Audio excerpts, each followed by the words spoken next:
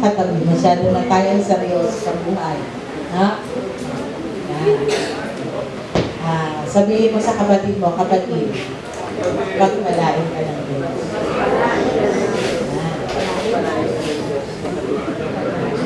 At dahil dinanggap natin ang pagpapala, umiti naman po tayo. Hindi mukha tayong mga sinumpa. So, tayo pinagpala. Palain ka ng Diyos. Receive. Sabi niya, I receive a blessing. Kaya tayo po ay nandito. God will speak to us. Tayo nandito. God will heal us. God will strengthen us.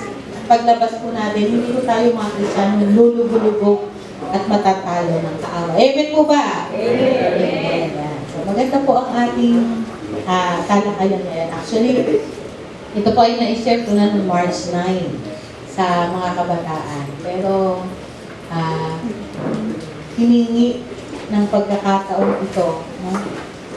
Yun ay aking pumuling ibabahagi sa bawat isa. Kasi ako'y naniniwala, hindi lamang ang mga kabataang ito ang nangangailangan noon, kundi ang bawat isa sa atin. Kasi maaring tayo ay unaware sa mga bagay na ito mula noon hanggang ngayon. No? Ang ating pong tema sa umagang ito ay napakaganda, no? Empowered to arise from generational curses. No? Empowered to arise from generational curses. So, alam mo ba natin yon? So, pag sinabing generational, hindi lamang po yun sa inyo, kundi kahit nung mga nakaraan pa. No? Nakaraan pa. Ito po ay aking itinuro sa kanila, nag-speak po ako ay alauna. At natapos po ako ay alas 5. Anong oras na kayo? Alas 10, 10, 11, 12, 1, 2, 3. Alas 3 po tayo matatapos. Ready mo ba kayo? Amen. Natatakot na agad eh. Huwag ko kayong kabahan. Dahil hindi ko susawayin ang ating batas ngayong umaga sa panambahan. At uuwi ko kayo bago mag-alas 12. Ang biyaya ng Diyos at sa kanyang kahabagan, no? The Lord will heal us. Sabi nyo, the Lord will heal me. The Lord will heal my family. The Lord will heal the family. So, we will arise. No? The Lord will empower us to arise from these generational curses. Ano ba yung generational curses? No? So, kung may mga bagay po na paulit-ulit na nangyayari sa ating buhay, nangyari na sa ating nanay at tatay, nangyari yon sa ating lolo at lola, at sa kalololohan at kalolalolahan. At ngayon ay nasa sa iyo pa rin. Nangyayari sa iyong buhay at sa buhay ng iyong mga anak, meron po tayong generational curses. Kaya po, atin na hong pigilan yung mga salita, it runs in the family. Kaya na, it runs in the family. May mga narinig tayo yan, yan ganyan na, sa pamilya namin meron ganyan. No? Kasi we are declaring that generational curse is existing in us and will continue to exist even to the next generation. No? So let us stop declaring that. No? Yung it runs in the family. Pigilan na ho natin yan. Dahil pinalaya tayo ni Jesus. Amen? Amen. Na? By His stripes, by His wounds, we are healed. Na? By His stripes, by His wounds, we are healed. At yun ang ating i-claim ngayon. Yun ang ating iuuwi ngayon. No? Ang kagalingan ng mga karamdaman ng nakaraan pang henerasyon na dala-dala natin ngayon. No? At ang ating pong tataglayin ay ang katagumpayan sa lahat ng iyon.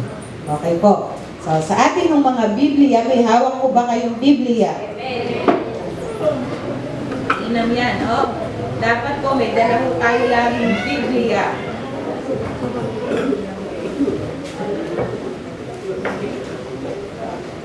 Naniniwala po ako na Ang kapahayagan ng Lord noong March 9 ay mayroon din ng pagkakatulad pero may pagkakaiba ngayon ayon sa kailangan ng kongregasyon. Let the Holy Spirit speak to us. Buksan po muna natin ang ating pong mga Biblia sa aklat ng Juan, chapter 10, verse 9 to 10. Juan, chapter 10, verse 9 hanggang 10.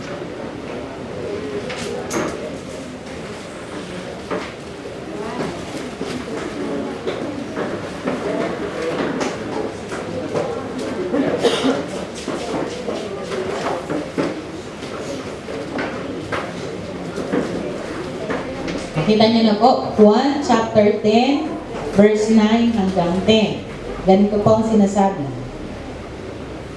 Ako ang pintuan. Ang sino mang pumapasok sa pamamagitan ko'y maliligtas. Papasok siya't lalabas at makakatagpo ng pastulan. Dumarating ang magnanakaw na para lamang magnakaw, pumatay at manira. Naparito ako upang ang mga tupa ay magkaroon ng buhay, buhay na masagana at lubos. Tayo po ay sandaling manalangin. Sa aming Diyos na nagpapalaya, sa aming Diyos ng katagumpayan, kami ay nagpupugay at sa iyo'y nagpapasalamat.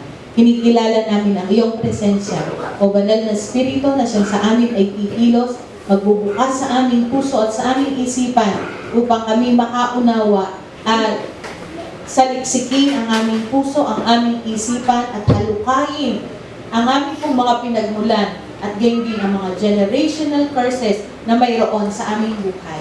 Ang nais ng Diyos, kami ay lumaya. Nagpapasalamat kami, Panginoon, dahil gagawin mo yun ngayon. Ikaw ang siyang mangusap sa puso at isipan ng bawat isa at ang bawat isa ay makakaranas ng iyong kalayaan sa oras na ito. Ito'y aming dalangin sa pangalan ni Jesus. Amen. So, identifying yung generational curses muna. Tayo ay in-empower ng Diyos para tayo ay umangat at umalis doon sa sitwasyon yon na maaaring ang iba ay hindi alam. Maaaring ang iba ay hindi aware na meron palang ganoon. No, ano ba yung generational curses? So, ito po yung cycle na nagaganap sa ating buhay. Yung cycle of destruction na nagiging pahirap, salot sa ating buhay. At yan ang nag-uugat pa rin sa kasalanan na minana natin noon. Nag-ugat pa rin po ito doon sa Genesis chapter 3. No? Na nagkasala si Eva at si Adan. Doon naman ho nagsimula talaga ang lahat. Kaya pumasok ang kasalanan dito sa mundo. At ang mga tao ay naalipin ng kasalanan dahil doon sa naunang pagkakasalang yon na minana natin. At doon nagsimula ang lahat, ang generational curse. Sinumpa ng Diyos si Eva, si Adan, ang ahas, di ba? So, kaya nagsimula ang sumpa. At sinumpa rin ang lupa. At ang curse na ito, ang sumpang ito, sa pagdating ng mga henerasyon ay naipapasa. Di ba? Nagkasala sila noon. At tayo rin, ilang henerasyon na ang dumaan mula noon kay Eva at kay Adan hanggang sa atin ngayon, pero tayo ay itinuturing pa rin makasalanan. Sila ay nagkasala noon at tayo din ngayon ay nagkakasala. So, yun po yung generational curse. Minana na yung mga kasalanan yun. So, yung salitang likas. Likas. Kaya ang tao nagkakasala. Kahit na turuan mo, pero ang pinipili pa rin yung kasalanan. No? Kahit dalhin at ilahin mo sa matuwid na landas, lumiliko pa rin papunta sa kamalian. Yan yung mga curses na mayroon tayo sa ating buhay. Gusto ko munang i-identify ano yung limang yun para ito ay ating maintindihan at anong pinag-ugatan niyan, no? So, ito yung mga familiar spirits na meron sa ating family, no? Paulit-ulit, nagiging, sa iba ay nagiging parang normal na, ganyan na talaga yan. Pero ang totoo, hindi ho yun normal. At nais ng Diyos na tayo ay palayain sa gayong uri ng mga pagkaalipin. So, ang tawag ko doon ay pagkaalipin. ang generational curses na ito ay mahalaga ho nating malaman para alam natin kung ano ang ating tatargetin. At paano natin iyon lalabanan. Kasi mahirap kung iwas-iwas mo ang iyong sandata nang walang tinatamaan at hindi mo alam kung alin ang patatamaan. Hindi ba? So, dun sa ating full armor of God. Para yung victory ay ating matanggap. So, sure ball yun. No? Tiyak, sigurado. At sa kabila po ng mga nagdaang mga nagawa ho natin, mayroong pag-asa. At yun ay ang pag-asang babaguhin tayo ng Diyos. At hindi ka mananatiling sa iyong kinasadlakang sitwasyon dahil ang pag-asa natin ay ang Diyos. At ang Diyos natin ay makapangyarihan. Amen ba? Amen. Siya ay makapangyarihan. Kaya kanyang palayain. Amen. Kaya kanyang palayain. Amen. Parang ayaw yatang lumaya ng iba. Kaya tayong palayain. Gusto niyo ba lumaya? Amen. Dapat tayong lumaya. Sino dito yung nahihirapan na sa kanyang sitwasyon? Sino dito yung nahihirapan na sa paulit-ulit na lamang na yun ang nangyayari sa kanyang buhay? Hindi makaalis doon sa paulit-ulit na kasalanan. Hindi na makaalis doon sa paulit-ulit na rebelyon, katigasan ng ulo. Sa karamdaman na nagpapahirap sa kanya, it runs in the family. So sinasabi, no? It runs in the family. Diabetic yung lolo't lola, no? Diabetic yung nanay at tatay. Diabetic ka rin ngayon. Yung anak mo, diabetic din. It runs in the family. Now, stop saying that. Kasi nais ng Diyos tayo ay lumaya. Kaya puputulin na natin ang talikalang yon, no? Yung taling yon na nag-uugnay sa atin dun sa curse na mayroon sa family. No? Oh. It runs in your family before, but it will not run to your family now. Amen. Amen. Ganyan po. Ang victory ay nasa atin at i-claim natin yan. And do not doubt what the Lord can do in your life. No? Huwag mo natin pag-aalinlanganan ang kayang gawin ng Diyos sa ating buhay. Hindi ho sapat na sabihin natin, alam ko, Diyos ay makapangyarihan. Alam kong yun ay magagawa ng Diyos. But let us act on it. No? Act on it. I-apply natin yan. Tanggapin natin. Receive it. At makikita natin how the Lord will work in our lives. So, first, i-identify mo muna natin yung lima bago natin ito maunawaan.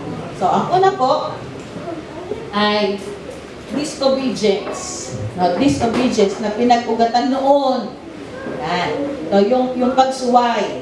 At ang kalaki po niyan, ayun, yung mga pag-aaway, yung rebellion, no, na meron sa family, nakikita ho natin sa mga anak natin, may nag-aaway, di ba? At anong dulot niya sa ating mga magulang? Ang sakit sa ulo, ang sakit sa dibdib. At hindi lang yung anak ang nag-aaway, di ba? Yung mag-asawa, nag-aaway.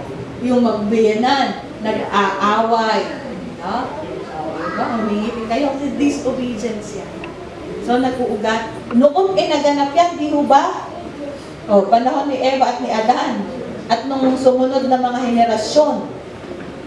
Sa atin, nagaganap din po ba? Amen. Nagaganap din po ba? So, yan yun yung isa sa first. Yung disobedience. No? Na hirap tayo na pagalingin. Hirap tayo na hanggang sa sinasabi na lamang natin, kagaya po na sinabi ng Lord dun sa Roma chapter 1, at dahil hindi sila nakikinig, hindi sila masaway, hinayaan na sila ng Diyos sa kanilang mga lisyang gawain. Kasi may tubikasan ng ulo, ayaw sumunod. So, hinayaan na sila ng Diyos. Nakita nyo? Ayaw po ang Diyos no? Hinahayaan na din. Ayaw sumunod Ayaw kumilos Ayaw makinig. Hinayaan na sila ng Diyos dahil walang magawa. Ibig sabihin ba, walang kakayahan ng Diyos? Meron. Pero anong pinipili ng tao? Pinipili at paulit-ulit na sumuway. Okay? So, hinayaan na sila ng Diyos dahil ayaw nila makinig. Ipinagpipilitan kung ano ang sadyang ibig sa halip na hanapin ay kung ang kalooban ng Diyos. No. Present yun sa atin, hindi. Present. Ayan, nakikita natin ngayon. No? So, yan yung isa. O, pangalawa, na sa generational curse na ating pong tinatalakay dito ay yung idolatry. Isa po yun. Ang idolatry. Ano ba yung idolatry? Pagsamba sa Diyos-Diyosan. Meron ba tayo noon? Yung pagsamba sa Diyos-Diyosan?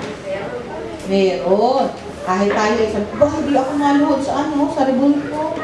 Sabi natin gano'n, no?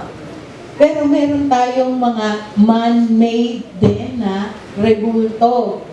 No? Maaring yun ay ang inyong asawa. Maaring yun ay ang inyong anak. No? Maaring yun ay ang inyong profesyon, ang pag-aaral, no? Ang inyong trabaho, ang inyong kayamanan kung meron, ang mga tinatangkilik, ang inyong ambisyon. Yan ay mga bagay na maaari natin maging idol. Diba? Yan yun. Napakadami. Anumang bagay na humihigit na ang ating pagtatangi, humihigit na sa ating pagtatangi sa Diyos, sa ating pagmamahal sa Diyos, ay tinatawag na idol. Idol. Ang inyong mga hinahangaan, ganun din. Kung hinahangaan nyo ng labis ang mga artista, nag-iba, sumisigaw kayo, idol, Lodi. Yan, ang team na yun, Lodi. Sana walang mga Kristiyanong ganun, na sumisigaw ng ganun, ha? Kasi you are declaring your idolatry kapag sinasabi natin yun. Hindi masamang humanga, pero ang humanga, magbigay ng pagkilala ng higit pa sa ginagawa natin sa Diyos ay pagsamba sa Diyos-Diyos. Okay? At tayo ay kailangan lumaya doon. Tandaan natin, yan ay mga bagay na kinasusuklaman ng Diyos. Ang unahan sa 10 utos, di ba? Ibigin mo ang iyong Diyos. Huwag ka magkakaroon ng ibang Diyos maliban sa akin. Huwag kayong magkakaroon ng ibang mga Diyos na larawan na ginawa ng tao sa himpapawid man o sa lupa. Huwag kayong magkakaroon o gagawa ng mga inukit na rebulto. Kung nasa Biblia yan, nasa 10 utos o yan. Nasa tunay na 10 utos na makikita nyo sa aklat ng Exodo chapter 20. Yun ang nandun nakasulat. Ang tunay na 10 utos, kasi yung ibang 10 utos, wala ho yung pangalawang utos na yon. Hindi nyo makikita. Kasi lalabag sa kanilang pinaniniwalaan. Pero kung gusto nyo makita ang tunay na 10 utos, ang kopya ay nasa inyong Biblia sa Exodo chapter 20. At yun ang pangalawa. Huwag kayong magkakaroon, no? Na mga, huwag kayong luluhod, huwag kayong sasamba sa mga rebulto na gawa ng tao. No? Larawan, huwag kayong sasamba. Nakalagay mo yun. Yan ay idolatry. No? Yan ay naunawaan na natin. Kaya kung wala tayo dito noon, dahil yun ay mga graven images ng mga tao. Wala tayong ibang dapat sambahin, kundi ang Diyos. No? Nag-iisa, isa lang yun. No? I am a jealous God, sabi ng Lord. At huwag kayong magkaroon ng ibang Diyos maliban sa akin. Ingatan ho natin ang ating sarili, ho. Kung wala ho tayong graven images, don't make one. No? Huwag kayong gagawa ng sa inyo. Ang gintong buya, naalala ninyo? Ang Diyos ay nagalit nung gumawa ang mga Israelita ng gintong buya para kanilang sambahin. Wala tayong ibang dapat sambahin, kundi isa lang ang Diyos. Sabi sa Old Testament, "Hear, O Israel, the Lord thy God is one God." Siya lang yun. Kaya ingatan mo natin ang ating mga sarili. Ano ba ho? Ang ating pong iingatan. Yung ating pong habitual sins.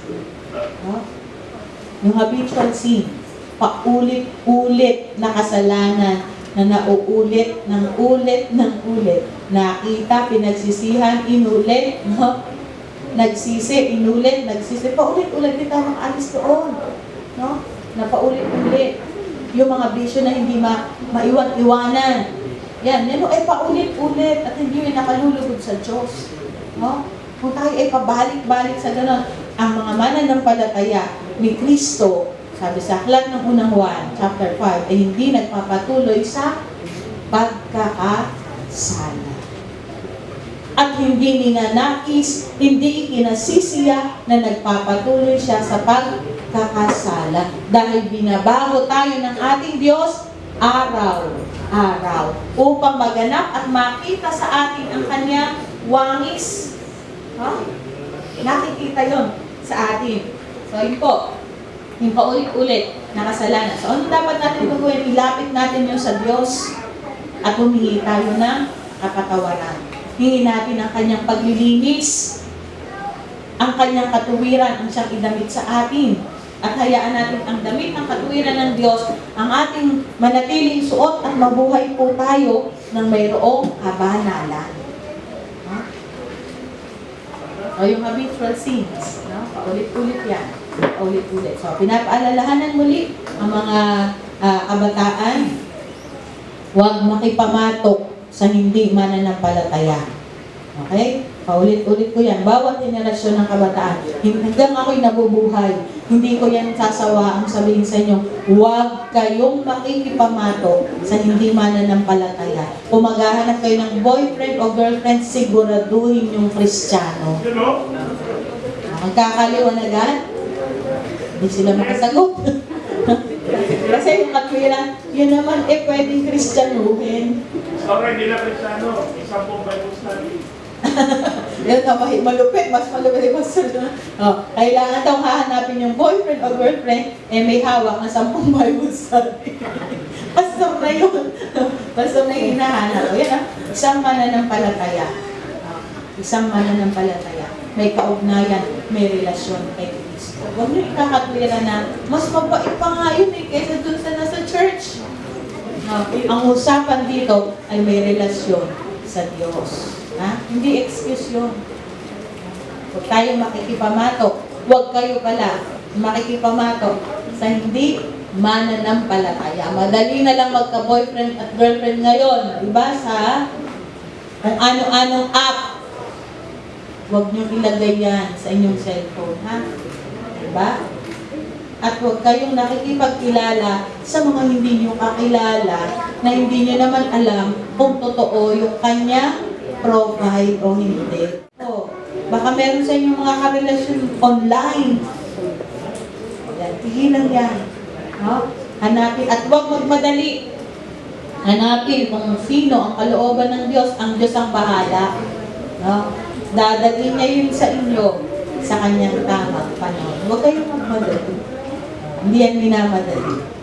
Naghihintay ang anak ng Diyos. Amen? Amen. Yan lang, mga kabataan na naghihintay. Okay. So mag-asawa kayo, 30 pataas, ha? Wag ho, ang batch nila Pani ay sumunod sa akin. Ayan, ha? Si Ate Tintin, ayan. Diba? Wag kayo. Totoo po yan. Totoo po yan. Bakit? Kasi gusto kong ma-enjoy ninyo ang inyong singlehood. Hindi pa kayo late, magkakaanak pa kayo. Magkaanak na ako, pero pa ako nag-asawa. Si Tina, yan, no? Inilamangan pa ako niyan, nilampasan ako. Magkakaanak na siya. Diba? Biyaya yan ng Lord. So, ibig sabihin na, huwag kayong magmadali, no? Enjoy ninyo yung inyong buhay, enjoy ninyo ang calling ng Lord at maglingkod kayo sa Kanya habang kayo ay bata pa. No. Hindi yung kayo ay hirap na hirap, may karga, hindi makaalis sa bahay kasi may karga. Ano? May hinehele. Ibig sabihin, hindi yung sabihin karga dito, ha? Hindi yung may kargang bata, hinehele, no? Yan. I-enjoy nyo yan nang wala pa kayong agal-agal. Diba? Sabi ng aklat ng mga ngaral, no? Alalahanin mo ang iyong manlilikha sa panahon ng iyong kabataan. Hindi nakatandaan. Alalahanin mo ang iyong manlilikha sa panahon na ikaw ay malakas pa. Yan. Kaya, yung ating mga paulit-ulit na kasalanan, isuko natin yan sa Diyos. Kasi, God heals. No? God heals. Isa pa yung sa mga sakit, mga karamdaman. Ang mga karamdaman na taglay na, banggit ko nga kanina, ano? O, sino dito yung sa pamilya ay merong hypertension? Yan, ano? O, baka hindi nyo alam. Tanungin yung mga nanay at tatay nyo, lalo yung kabataan, ha? Ano? Yun. Ano yung hypertension? High blood. O, yan na, nag-high blood. Yun ang sakit, no? Namatay yung nanay, sa ganun, namatay yung tatay, yung lola, ganun. O yung mga sakit naman ay sa cancer. Ayan, sabi, kasi yung lola niya namatay cancer sa buto. Ayun, ito naman, namatay cancer sa utak. O tapos, ito naman ngayon, yung anak ko ngayon, may cancer sa ganito. Talagang sa pamilya na yung cancer. Sabi niyo, neglect yung cancer. Pero di ba, no? Sabi niya, nasa pamilya na namin yan yung cancer. Inikit na ngayon ang cancer sa pamilya, kaya hindi umaalis. Di ba? So yan. Meron pa akong mga iba pa. Yung kalululuhan, hiwalay yun, 2 asawa.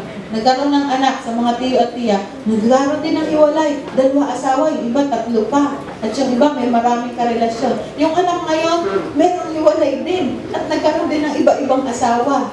No. Tapos yung anak naman ngayon, yung apo, ang daming boyfriend. Naps, my future. Ay, tawag ninyo, no? Diyan yan ibinapasa. Ay, aralin mo natin yung ating pamilya.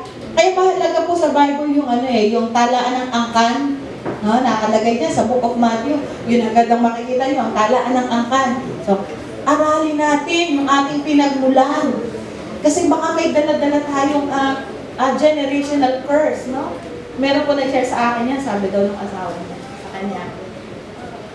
Tingnan mo yung tiya kong yan, ganito yung asawa niya, ganito, nasa abroad, tapos pumunta, nag-asawa ng iba. Tapos sabi sa akin ng asawa, hindi ko alam yung asawa ko, magiging ganun din pala. Kita niyo, not it runs in the family, sa curse yan. At yung curse na yun, dapat yun ay maputol. Wala sa atin gusto na magkaganon, di mo ba? Ayaw natin yung gusto natin maayos, di ba? So yan, curse, aralin mo rin yung mabuti. At putulin yung curse na yun. Kung yan ay nangyari sa iyo, wala ka nang magagawa, nangyari na sa iyo ngayon, putulin mo yan para hindi mangyari sa anak mo. Okay? So, ganun yun. Kilala niyo si Isabel. Iba sa TV. Naging anak sa pagkadalaga, tapos si Isabel ganun din nagkaanak. Yan po yung curse, no? Na dumadalo. So sakit ganun din. Yung hypertension, diabetes, mga cancer, at iba't iba pang mga sakit na nakikita sa pamilya. No? So kailangan natin yang putulin. Pastor po meron din. Yun yung namamatay ng tulog. Ganun, meron mo siya, ilan sa family niya, ganun. Kaya naman siya nandito, nakaburol pa yun noon dito. May dumating na taga Laguna, ang mag-anak niya.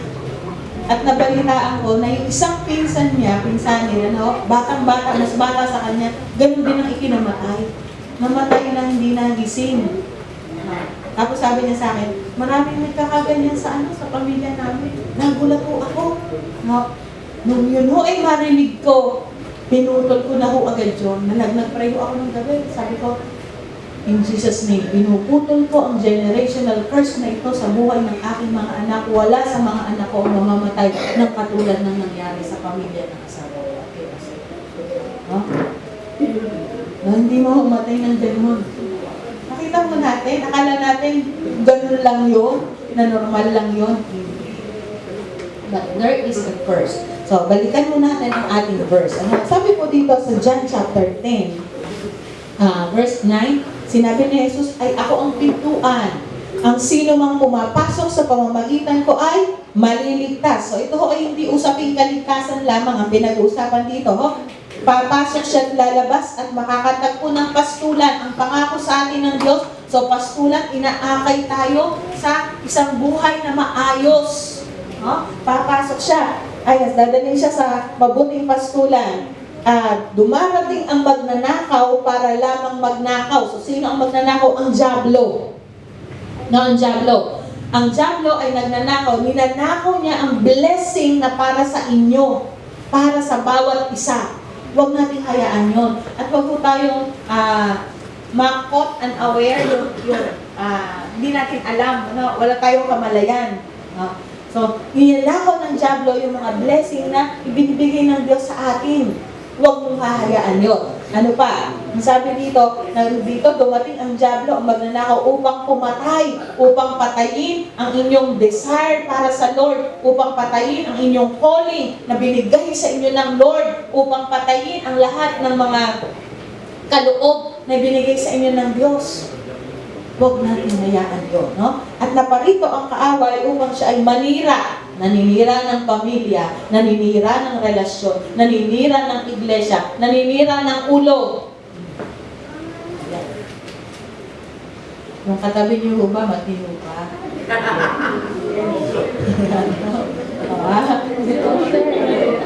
Mahalaga po yun. No? Kasi yun ay gawain ng dyablo. Totoo yan. Totoo po yan, no? Naninira ng pamilya. Yan ho ang business ng kaaway ngayon. Tingnan nyo, maraming sirang pamilya. No? Napakadami, marami ho akong alam. Di ko lang sabihin kung sino pa sila. Pero ako ay nagugulat kasi ang daming hiwalayang mag-asawa ang mga anak. Ganon din. Sinisira ng dyablo. Ang isa pang business yan, sirain ang iglesia. Kaya ang iglesia na-divide. Yung mga miyembro nag-aaway, nagkakaroon ng division. So, aware mo ba tayo sa activity ng dyablo na yan? No. Tayo naman, nagpapadala. Hinahayaan natin na tayo ay madala ng dyablo doon sa kanyang activity na yon. Sa halip na kung minsan nagiging dahilan tayo para maging matatag ang iglesia, maging maayos ang gawain, isa tayo sa nagiging dahilan para ma-divide ang iglesia at para masira ang gawain ng Diyos. Huwag naman. No? Huwag naman. Kapag pagkasira na ang nangyayari at tayo ang may dahilan, kapatid, nagiging agent ka ng kaaway at huwag mo yung hayaan. Okay po? So, iingatan natin yun. Ng dyablo yun ay ang gawain niya eh. Magnakaw, pumatay, manira. O kaya ano nangyayari? Yung mga tao nasira na rin ang ulo. Iisip. No? Kapag alala, hinahangin na yun. Hindi makakatulog eh. No? Tapos negatibo yung pumapasok sa isip. Nagkakabuhol-buhol yan sa isip mo. Proseso yan doon. Kaya sumusunod ngayon ang iyong buhay. Yan ang ginagawa ng dyablo. Kaya ang sabi po sa aklat ng Matthew chapter 60, ba? Huwag tayo mag-alala sa ating kakainin, sa ating iinumin, sa ating gagamitin. Ayaw ng Diyos na mabuhay tayo sa pag-aala-ala. Ayaw ng Diyos na magkaroon tayo. Ang dyablo, sinisira yung ating isip.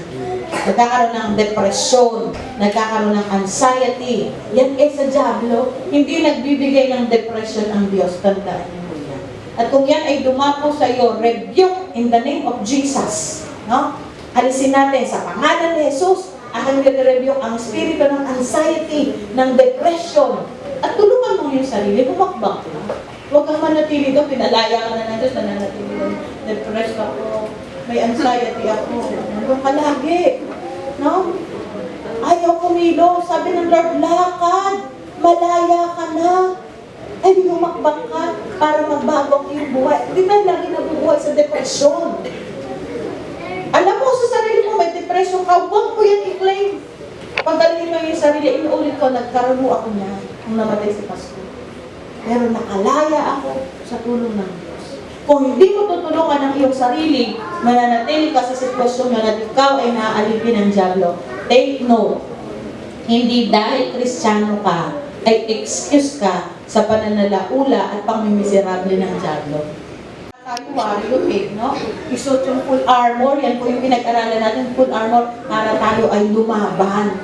Huwag mong hayaan na ikaw ay maging biktima lagi ng kaaway, kundi matuto tayong lumaban sa dyablo. No? Labanan, palayasin mo. Labanan mo ang dyablo, palayasin mo siya at lalayuan ka niya. Kaya sinabi niya sa Santiago 4:7, hindi mo dahil tayo ay Kristiyano, tayo ay gano'n na lamang at hahayaan natin wala tayong gagawin. No! Ang sabi doon, submit yourselves then to God.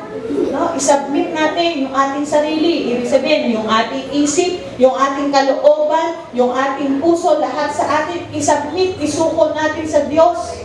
Palayasin mo ngayon ang dyablo at lalayuan kanya. Ang nilalayuan ng dyablo ay ang Kristiyano na fully, ito po, listen, fully surrendered to God. Lalayuan niya tayo kasi tayo ay nakasurrender sa Diyos.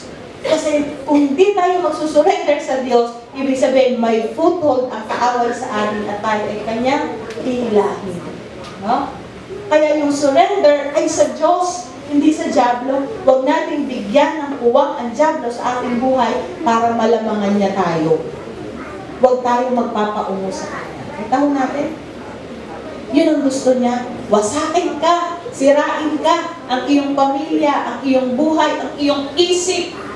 O tapos sasabihin mo, gusto ko nang mamatay. No? Maghahanap ka ngayon ng dahilan para mamatay ka. O kapatid, huwag ka magmadali, naka-schedule ka. No? Hintay mo yung schedule. Huwag ka magmadali, huwag mo unahan ng Lord. No? May pag-asa tayo. Ang kalakasan, ang katagumpayan sa Diyos natin matatagpuan. So, yun ay pangako niya, binigay sa atin. Anong ibibigay niya? Sabi niya, parito ako upang ang mga tupa ay magkaroon ng buhay. No? Magkaroon ng buhay. Hindi tayo patayin ng Diyos. Kundi magkaroon tayo ng buhay. Buhay na masaganang lubos. Gusto ba natin yon? Sino gusto ng buhay na masaganang lubos? Ang bilis, ano? Bilis natin sa magot, pasama, sagana, pagpapana, bilis tayo dyan. O, siyempre, walang tatanggi dyan, no? Pero may kapatid, may kailangan gawin. Ha? Alam mo yung kailangan gawin? Sumuko ka sa Diyos. Sana, sumunod ka sa Kanya. No, ang pagsuko sa Diyos, ang susi para matanggap natin. Kasi ay pumapasok tayo sa kawan ng Diyos, sa protection ng Diyos, at doon mararanasan ang pagkilos niya. Bakit nais ng Diyos na i-identify natin ito? Kasi gusto ng Diyos, bigyan tayo ng kapayapaan sa ating isipan. Kung wala kayong kapayapaan sa inyong isipan, laging nag-aalala, lagi na lamang nag-iisip ng negatibo, hindi maganda ang takbo ng iniisip, nag-iisip ng masama sa kapwa, puro masama ang laman ng isip, no? Marumi ang laman ng isip.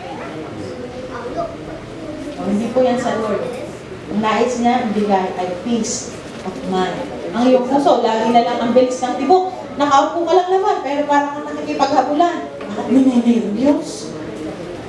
No? Walang kapayapaan sa puso. No? The joy of the Lord is your strength. The joy of the Lord is our strength. Huwag tayo natatakot. No? Yun yung nabanggit ko nung nakaraan na yung nangangatok, takot na takot sa nangangatok. Yan na, hindi nangangatok daw. Naku, isa lang agad ang pintuan at huwag na kayong lalabas. No? Kung mayroong kakatok, huwag kayo basta magbubukas. Yan. Nakakalat yan. Nakakalat. Takot na takot sa nangangatok. Anak na pala ako makatok, ayaw pa papasukin. Hindi ba? Hindi tayo nabubuhay sa pagkatakot. Tandaan po natin ito. Huwag natin katakutan yung nangangatok na yan. Dahil ang protection ng Diyos ay mapapasa Kanya, no, na nagtitiwala sa Kanya. Amen po ba? Amen. Babantayan niya ng anghel, babantayan ng mga bahay. No? He will give His angels charge over you, and He will protect you. Iingat. Manalangin, huwag yung kakalimutan. Manalangin. Lord, i-cover mo po ng iyong banal na dugo ang aming tahanan at bantayan ng mga anghel ang aming mga tarangkahan. Pag hindi namin tayo ng masamang loob, ewan ko, hindi papasok. Hindi magtatakang pumatok. No? Kasi may bantay kayo doon sa inyong mga pintuan na free. Walang bayad. O, di ba? The Lord will guard your house and will keep you safe from harm. Ganun po ang ating Lord. No? Bigyan niya tayo ng peace of mind, ng spiritual strength. Yan po yung ibibigay ng Diyos. Kalakasan sa ating espiritu. Gusto ng Diyos na ikaw ay pagpalain. Tanggapin mo ang kanyang pagpapala. No? Makakaawon ka sa hirap. No? Makakaawon kayo sa mahirap na kinakasadlakan. Ito, sino mahirap dito? Uy, walang nataas, mayaman sila lahat. Amen? Purihin ng Diyos, mayaman ang taganyulay. No, walang mahirap. O, di ba? No? Okay, ikaw ay hirap sa buhay ngayon, ito tandaan mo ha. Hindi ka mananatili sa ganyang sitwasyon. Sumuko ka sa Diyos at pagpapalain ka yan. Dahil ang Diyos natin ay nagpo-promote. Ha? Naniniwala kayo doon? Nagpo-promote po ang Diyos. Hindi yung tayo mananatili sa ganyang sitwasyon. No? Hindi ko na isa-isahin pa yung mga kapatid natin na nakaranas niya. At kung yun ay kanilang naranasan, hindi niya ba yun maaaring iparanas sa'yo? Diba? Ang Diyos ba niya at ang Diyos mo magkaiba? Hindi, magkapareho lang. Kaya kung siya'y pinagpapala, darating ang panahon, magpapalain ka rin ba? Huwag ka lang bibitaw sa Lord. Ha? Huwag kang bibitaw. Magtiwala palagi at sa Kanya ay sumunod. Because the Lord wants a fruitful life for you. Buhay na masagana, lubos. Ano? Kung ang mga generational curses na ito ay hindi nakakancel, alam niyo po, mas kailangan mo natin ng spiritual warfare. May atake ang diablo, financial attack. Sino walang pera? Bibigyan kayo ng Lord. Bibigyan kayo ng Lord. At ang Lord ay masaganang magbigay at hindi siya nanunumbat. Diba? No? Masagana siyang magbigay. Hindi siya nanunumbat. Marami na tayong kapatid dito na ganyan. Nakaranas ng financial attack. Pero sila ay inangon ng Diyos doon sa atake niyo ng diablo. At ngayon ay nararanasan na nila ang pagpapala. Physical attack, no? Sickness. Si Job, no? Nakaranas siya ng karamdaman na nahirapan siya sa kanyang buhay. No? Mula ulo hanggang talampakan ay may sugat. Meron mo ba dito ganun? Sugatan mula ulo hanggang talampakan. Wala ang kikinis nyo. O, diba? O, ang kikinis nyo. Walang may ganun. Pero ang sitwasyon niya ay naging napakahirap. O, yung mga karamdaman. Minsan tayo ay pinipilay ng kaaway, diba? Hindi makalakad. Sumasakit ang ulo, hindi ka masisintang sakit. Huwag natin hayaan yun. No? Yan yung mga gawa ng kaaway sa ating buhay. Ang mga relationship issues. Nasisira yung relasyon sa pamilya, no? Sa kapatid, sa asawa. So yung mga pag-atake ng diablo na kailangan mo natin na-identify. Kailangan mo natin labanan. Abuse and addiction, divorce, no? Mga business breakups, mga pagkakahatik ng iglesia. Yan. So ito ay dapat nating maunawaan. Upang alam natin kung ano ang ating lalabanan at kung ano ang ating tatayuan. So bakit nais ng Diyos na yun ay ating maunawaan? Una, the Lord wants you to have victory. Nais ng Diyos na ikaw ay mabuhay sa katagumpayan. Nagtatagumpay ka ba lagi? Yan, hindi tayo makasagot, no? Kasi minsan tayo ay nakakaranas ng pagkatalo. Kung minsan nakakaranas tayo ng pagkabigo. No? Tayo ay natatalo ng diablo, ng kanyang mga tukso na nakaumang sa atin. Na i-entertain natin yon at nakakapasok tayo sa kanyang bitag. Sabi ng diablo, huli ka. Ano na? Nahuli tayo ng diablo. So, ingatan natin. The Lord wants you to have victory.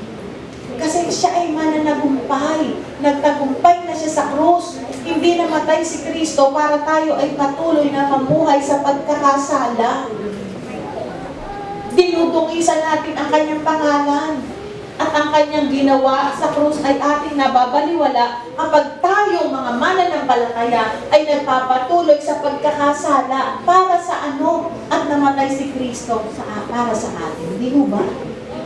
Si Kristo ay hindi namatay sa krus para ikaw ay mabuhay na puno ng depresyon. Ilang taon na yung depresyon, hindi pa nawawala.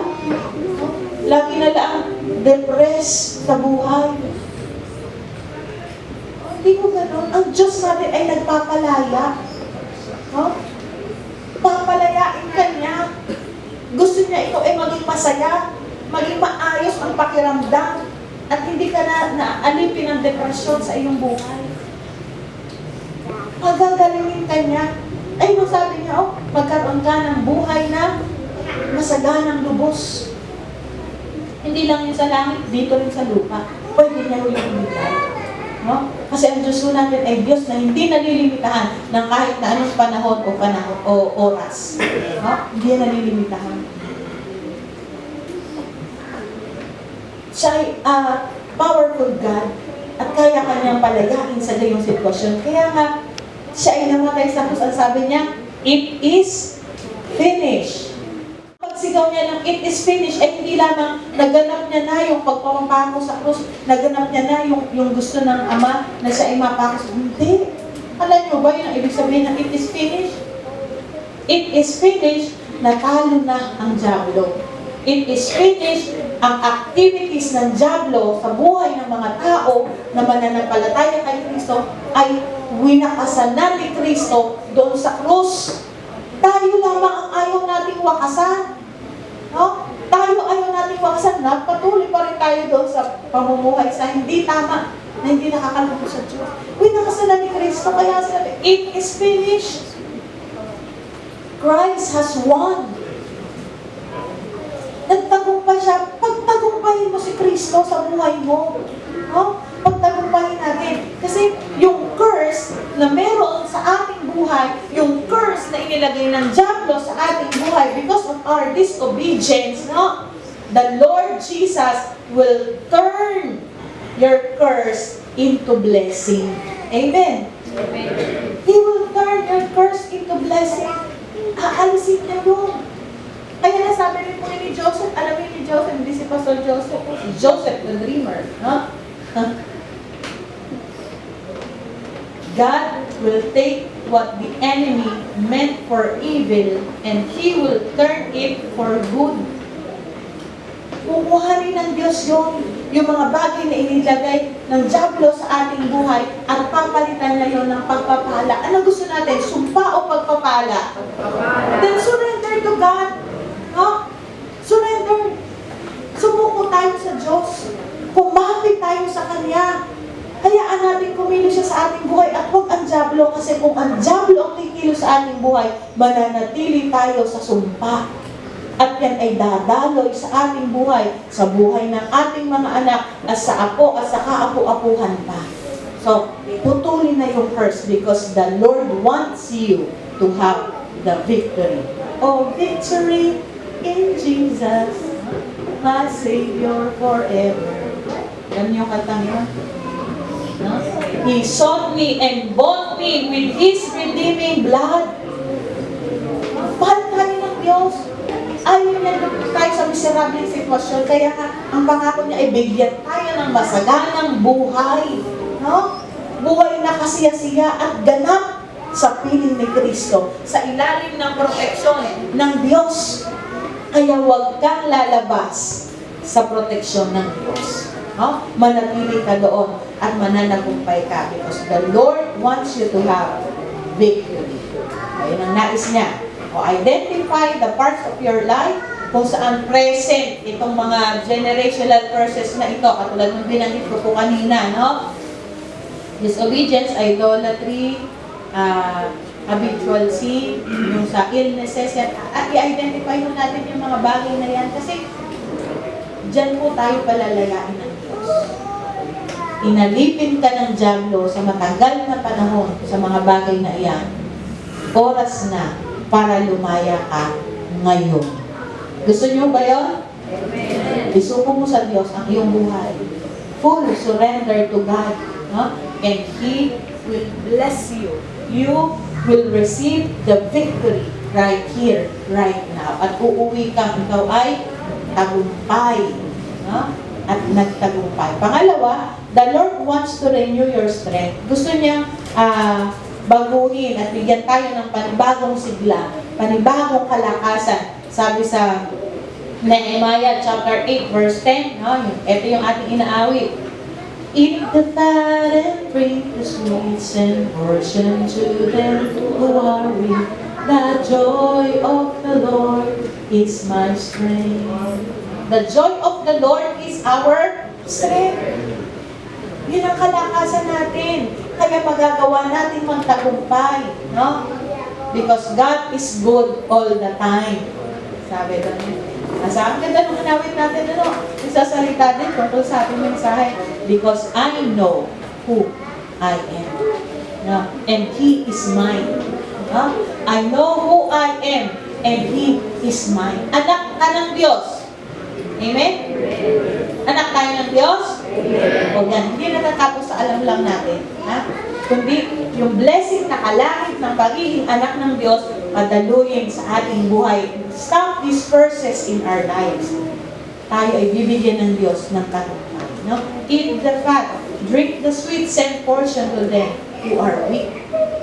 So tayo ay pinalakas ng Diyos, tayo ay iniligtas ng Diyos, tayo ay pinalaya ng Diyos, tayo rin ay maging agent ng Diyos sa buhay ng iba na naaalipin na katulad ng pinagdaanan natin. So yung ating hirap na pinagdaanan ay magiging na blessing.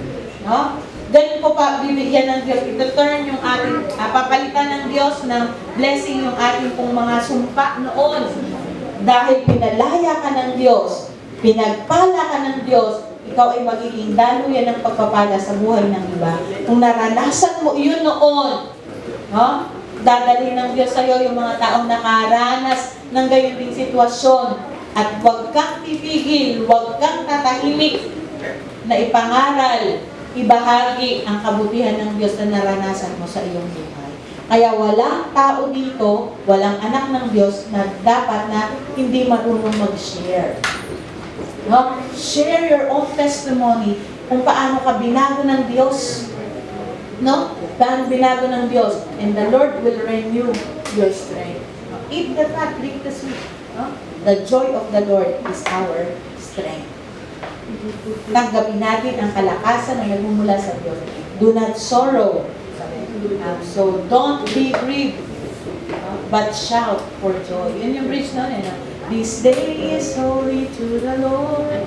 So don't be grieved, but shout for joy. Makanta ka doon. Pero yung mukha mo sorrowful. This day is holy to the Lord. Umiiyak ka, hindi sa kagalakan, hindi dun sa hirap na pinagdadaanan. So don't be grieved. Shout for joy. Ano ba yan? Saan naman ang tagumpay? Shout for joy ang sabi. Shout for joy. Don't be grieved. Tayo ay nagtatagumpay. Yung naghalaan ng Diyos, yun yung ating tataglayin sa ating buhay. And let us declare, kahit sa ating pag-awit, let us declare the victory of God. Let us declare our victory that comes from God. Kaya tayo, aawit tayo na may kasiglahan, awit na, I know who I am. I know who I am.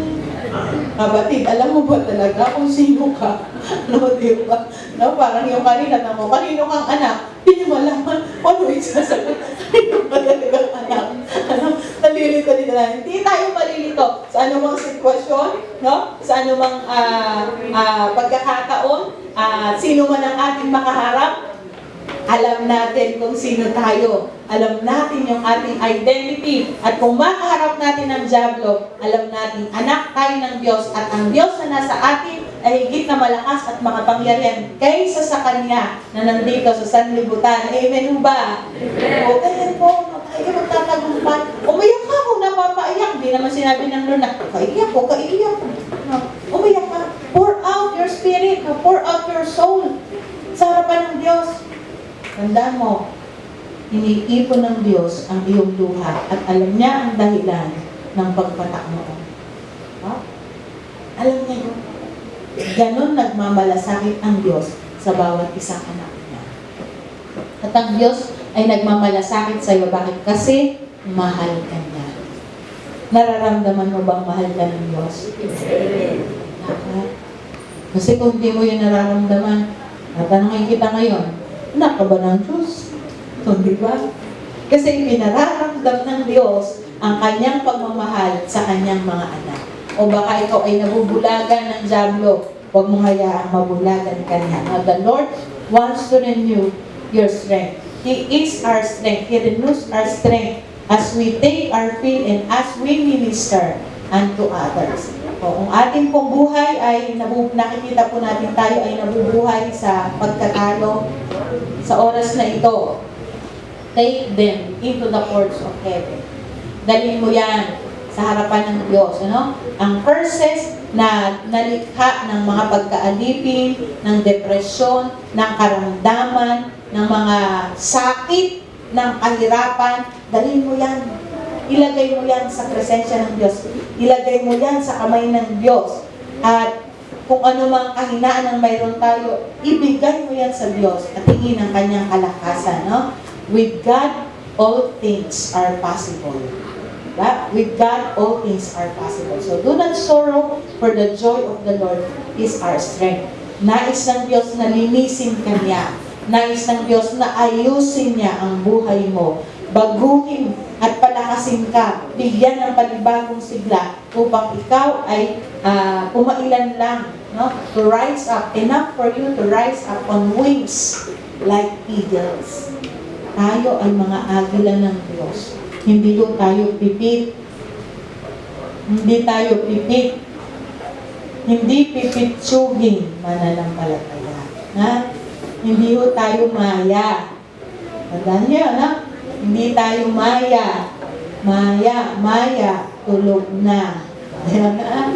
Hindi tayo ganun. Hindi nakapakinig ng message na tulog na.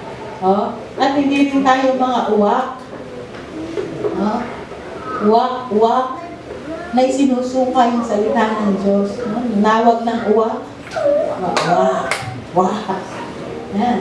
Hindi natin isinusuka ang salita ng Diyos. But be like eagles. Dahil tayo ay eagles ng Diyos. Yung kagaya ko nito. Ayaw, ang ganda ko nitong ilustrasyon na ito. Yun ang ibig sabihin yan. Yan yung nasa likod natin. Ang agila ay lumilipad ng mataas. No, pataas pa ho ito. Itong lipad niya na yan. Mababa pa yung lipad niya, pero aakyat pa siya. Pinapakita po sa ilustrasyon na yan, may bundok. Lilipad ng mataas sa paluktok ng bundok. Kung saan ang bundok is Mount Zion, no? The place of God. Doon siya magpupugal at mananatilit sa presensya ng Diyos. Upang dumating man ang matitinding pagsubok at unos sa buhay, kaya niyang lumaban sa current ng hangin at manatiling payapang lumilipad at naaabot yung pinakamatataas na heights, no? Patungo sa presensya ng Diyos. Hindi siya bumabagsak kahit gaanong kalakas ang hangin na sagupain niya doon sa itaas. Dahil matatag siya at steady. Hindi kumakampay ang agila, di ba? Katulad ng ibang ibon. Steady siya sa paglipad kahit gaano kalakas ang hangin. Dahil yung kanyang pakpak na naka-steady, no? Yun ang nagiging paraan niya para siya ay makalipad, kumailan lang sa itaas, na iaakyat ng hangin. Hindi siya natataranta. Hindi siya natuturete, kundi tahimik na naghihintay sa Diyos. Psalms chapter 46 verse 10, be still and know that I am God. So, every generational curse na mayroon tayo sa ating buhay, na ngayon ay nagpapahirap sa atin, take them into the courts of heaven. Dalhin mo yan. Ibigay mo yan sa Lord. Lord, ayoko na nito. Lord, alisin mo na ito sa akin. Lord, isinusuko ko na sa iyo ito. Lahat ng sakit, lahat ng aking nararanasan, nararamdaman at mga minanang sumpa sa aking kanununuan, lahat sakit, lahat idolatry, ang mga habitual sin na sumisira sa akin at sa aking pamilya, binawasa ko sa pangalan ni Jesus, anumang uri ng rebellion, no? Masamang kaisipan, depression, anxiety, binawasa ko sa pangalan ni Jesus. No? And there is power in the name of Jesus. Amen mo ba? Amen. Kapag sinabi po natin yun ng may pananampalataya, mangyayari ang ating kahilig. Sinabi sa kanyang salita, Anumang ating talian dito sa lupa ay tatalian doon sa langit. Anumang pakawalan natin dito sa lupa ay pakakawalan sa langit. Kaya huwag niyong pakawalan ang diablo sa buhay niyo. No? Talian niyo siya at wasakin sa pangalan ng Panginoong Jesucristo. No? Take them into the courts of heaven. No? Repent. Magsisi ka, kapatid. Repent for the issue in yourself and your family. Pagsisihan natin, humingi tayo ng tawad sa Diyos. At pangalawa, forgive yourself. Patawarin mo rin ang iyong sarili. Kung pinatawad ka ng Diyos, patawarin mo ang iyong sarili. And renounce it in the courts of heaven. No? Sasabihin mo yon. Yon, inaalis ko na ang lahat ng sumpang ito na tagilay ko sa aking katawan na inilagay ng diablo sa pangalan ni Jesus. Ako'y malaya na. No, declare it. Ang sino mang pinalaya ng anak ng Diyos ay tunay ng malaya, kaya tayo ay mabuhay sa kalayaan. Remember, the Lord says, I will strengthen you. I will help you. I will uphold you with my righteous right hand. Isaiah chapter 41 verse 10.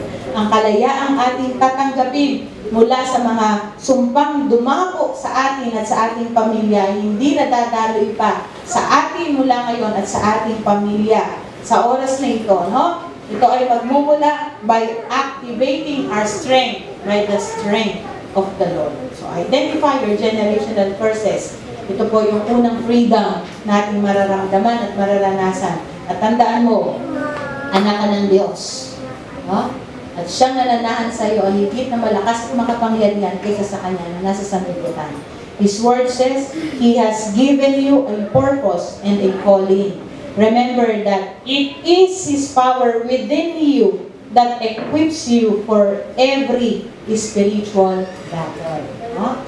Yung lakas niya na ibinigay sa atin, ang ating magagamit para tayo ay magtagumpay sa lahat ng laban natin sa buhay. God is with you. No? You simply need to ask. Humingi lang tayo sa Diyos ng tulong.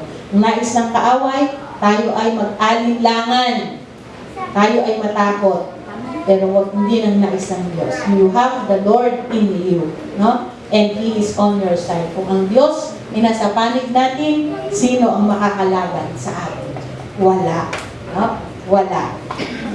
And now, let us identify our curses and be free. Ang nais ng Diyos ay kalayaan. Tanggapin mo ang iyong kalayaan. Cancel and come out in agreement with it and proclaim God's truth over your identity in God's name. No? You will be positioned to walk in victory. No? You will be positioned to walk in victory. Tayo ay manalangin. Aming Diyos, aming Ama. Salamat po sa umaga. Sa buhay ng bawat isang na sa iyo ay lumalapit. Aming ipinagtitiwala, ibinibigay ang aming pong mga sarili.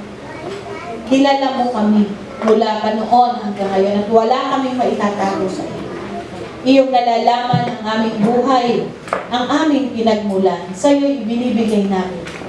At sa oras na ito, gaya ng sinabi sa iyong salita, ang nais mo kami ay lumaya. Ang nais mo kami ay magtagumpay. Ang nais mo kami ay binibigyan ng panibagong sigla. Kaya sa iyo kami ay nagtitiwala, Panginoon, at hindi kami nag-aalinlangan sa iyong kapangyarihan. Hindi namin pinag-aalinlanganan ang kaya mong gawin sa aming pong buhay. Hindi namin pinag-aalinlanganan na kaya namin talunin ang diablo dahil binigyan mo po kami ng lakas upang kami ay makalaban sa Kanya. Hindi namin pinag-aalinlanganan, Panginoon, ang katotohanan yon dahil ang Diyos na nangako sa amin ay Diyos na buhay, Diyos na nagbabago ng aming buhay, at Diyos na kikilos sa aming pong buhay. Ang iyong sinabi ay hindi isang kasinungalingan, kundi katotohanan na aming tinanggap at aming yayakapin sa oras na ito. Panginoon, heal your people. Sila sa iyong sa paglapit nila sa iyo, O Diyos, ay iyo pong hawakan, iyo pong yakapin, iyo pong hipuin, Panginoon. Sila na sa oras na ito ay dinadaluyan ng generational curses, mayroong mga financial attack, mayroong physical attack, mayroong relationship attack, mayroong mga pagkabigong nararanasan sa buhay, ang depresyon, ang anxiety, ang karamdaman na nagpapahirap sa kanila, na dumadaloy sa kanilang katawan. Lord, by your stripes, we are healed. Sinabi mo po sa iyong mga salita, and you are our great healer. Walang imposible sa iyo, O Diyos. Kaya mo po kaming pagalingin. Diyan ay ginawa mo na nagtagumpay ka sa krus ng Kalbaryo sa iyong pagsasabi, it is finished. Naganap mo na ang lahat at naganap na rin ang iyong pagliligtas sa buhay ng bawat isa. Gayun din sa amin pong mga taglay sa pisikal na katawan na bunga ng kasalanan na amin pong minana. Lord, salamat. In the name of Jesus, inilalagay namin ang lahat ng iyon sa iyong mga kamay. Aming isinusuko sa iyo ngayon ang aming pong mga sarili, Panginoon, and break these generational curses in the lives of your people. In the name of Jesus, in the name of Jesus, let your cleansing flow from the crown of their head to the sole of their feet. In the mighty name of Jesus, let your healing flow. Let your cleansing flow, O God. Renew our strength. Renew our mind, O God. At ikaw ang Diyos na magliwanag sa buhay ng bawat isa. Ang kalayaan ay iyong ibinigay. Sinabi mo sa iyong mga salita, ang sino mang pinalaya ng anak ay tunay ngang malaya. At hindi lamang iyon kaligtasan, Panginoon, kundi maging sa aming health, maging sa aming pong sitwasyon, sa aming buhay, sa aming pagtatagumpay bilang mga mananampalataya. Ikaw, Panginoon, ang Diyos na sumasama sa amin at nangangako ng katagumpayan at siya ay aming pinanghahawakan. At sa oras na ito, Panginoon, lahat ng yon ay aming itinataboy ng gawa ng kaaway, sinusuko namin sa iyong mga kamay, tinatalian namin ang lahat ng gawa ng kaaway sa aming buhay, sa pangalan ni Jesus, ang lahat ng butas ng kaaway sa aming buhay, sa aming pamilya, sa iyong iglesia, na maaaring pasukan ng diablo. Sa oras na ito, iyong nakikita, Panginoon, at lahat ng yon ay aming tinatakpan ng banal na dugo ng aming Panginoon sa Kristo, upang ang kaaway hindi na makapasok pa, hindi na makapagnakaw ng mga blessing na ibinigay mo sa amin, hindi na patayin ang aming desire para sa iyo at ang aming mga calling, hindi na sirain ang aming pamilya at ang relasyon sa isa't isa. Sa pangalan ni Jesus, ang iyong kapangyarihan ay dadaloy at aming tinatanggap ang pagpapala. Sa oras na ito ay aming pinapalaya ang aming mga sarili sa kapangyarihan ng pangalan namin Panginoong Jesucristo at sa kaggabay ng Espiritu Santo. And we declare and decree, we are free, we are healed, we have no strength in the name of Jesus, and we will walk in victory with our God, our Lord Jesus Christ. Salamat po, Panginoon, dahil kami po ay lalabas ng iglesyang ito na iyon ang binago at lalakad sa isang bagong buhay, sa isang bagong pagkatao na puno ng kagalakan, puno ng kalakasan, puno ng pagtatagumpay, dahil ang Diyos na buhay ay sumasa amin at siya'y makapangyarihan kaysa sa Kanya na namin ito sa sanlibutan. Salamat sa kalayaan, Panginoon. Salamat sa iyong mabuting layunin sa aming buhay. Ang kalooban mo nga po ang masunod at maganap sa buhay ng bawat isa at hindi ang sa amin. Kaya ibinababa namin ang aming sarili, O Diyos, sa iyong presensya upang ikaw ang makita sa buhay ng bawat isa. Lahat ng ito ay aming pinagpapasalamat. Ito ay aming ininadalangin sa pangalan ni Jesus na aming Panginoon. Amen.